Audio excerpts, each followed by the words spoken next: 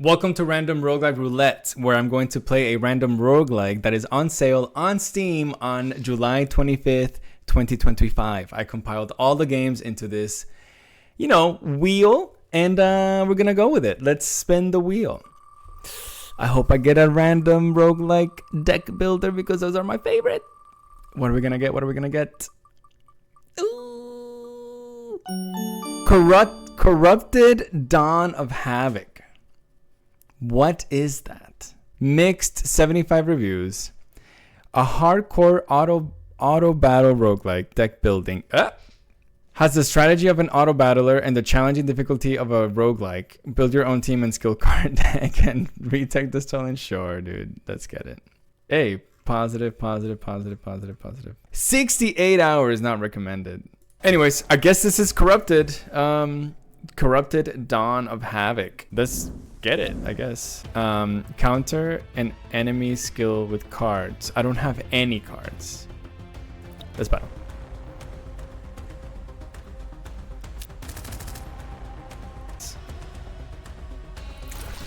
Oh, I see. Pachow! I don't like that I'm so close to this guy. Battle. Okay, here we go. We know how to play. Let's do vulnerability on this guy, and then we can kill him super quick. Okay, super quick is not that quick, and then a bomb. Then I'm gonna give him a buff. Then let's get that one out of the way. Well done. Then random, and they're gonna get slowed. Well done. Okay, doesn't hurt to heal, so let's heal. Let's block the attack that's about to come. Well done. And then we're going to smite. And we're going to smite one more time. Dude, I like... Poof. Backup point. Oh, let's go. Okay, we need a tank, right? Like a proper tank.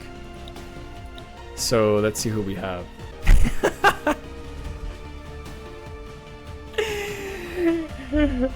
Can I take Kami? I am so cooked, dude. Yeesh. It's over. Oh no, man. Maybe I shouldn't have taken that elite battle.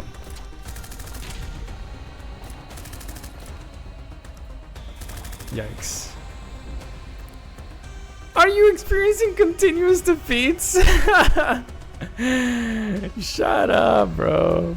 Okay, so I ended up playing Corrupted for 4 to 5 hours, and Corrupted on paper sounds like a very decent game. It's a combination of an auto battler and a deck builder in a roguelike form. You pick a team of characters that all come with their own passive and active skills and a few cards for your deck, and then you start your run. The focus of the game is the combat. You place your characters on a grid with enemies on the other side, and you let them duke it out a la auto battler. The unique part of this game though is that you have an active role during combat. You use your cards from your deck to assist your team by doing damage, applying buffs, debuffs, healing, and crowd control. This all sounds great, but in reality, this game is just incredibly unpolished. What is this? First, let's talk about what the game does well. In general, I think this is a very creative idea that is executed semi-decently. I really like how the battle kind of pauses when you are hovering over your cards. It gives you a moment to think about what you want to do at any given time, and it lets you scan the battle screen. The game is extremely overwhelming when you first start though. There is so much going on in the screen that you often can't tell what is happening. Having this pause feature really alleviated that problem and didn't feel out of place. I also like how the map progression works. You don't necessarily choose a path, but you choose what reward you want to get if you manage to beat that particular battle or event. There are so many things that the player has agency over. Equipping items to increase your character's passive and active skills or stats, combining items to make a better one like in TFT, upgrading your cards, assembling your team, placing your team, etc. But not having to also think about what POI I want to choose after each fight is a plus. Not every game needs that Slay the Spire map progression. Sometimes just having something static with low stake options works just fine. And finally, I do like the overall design of the characters and enemies. They are kind of cartoony and have a Cartoon Network Adult Swim feel to them. I don't really know how else to describe it other than that. Okay, let's move on to the things this game does not do well. I first would like to start by saying that this game is in early access, but apparently development has stalled significantly. So there's not a ton of hope for this game to ever be finished.